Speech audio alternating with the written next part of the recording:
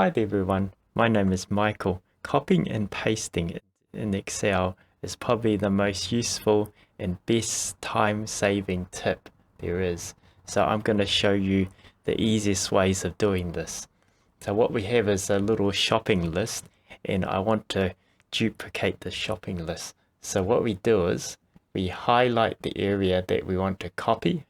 We press Ctrl C. We go to where we want to copy it to, and we press Ctrl V. So that's it. So you highlight the area, Ctrl C, go to where you want to paste it to, Ctrl V. There are times that we might not want to copy the formatting, we just want to copy the data. So what we do here is we can highlight the area we want to copy, we still press Ctrl C.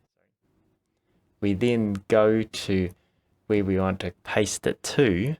We then right click and we press Paste Special.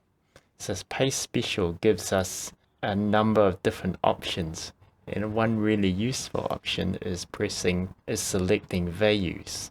So if we select values, we then press OK, and you notice the only thing that gets copied over is the actual data. The formatting isn't copied over. So if you find this helpful, please press the like and subscribe button. Thank you.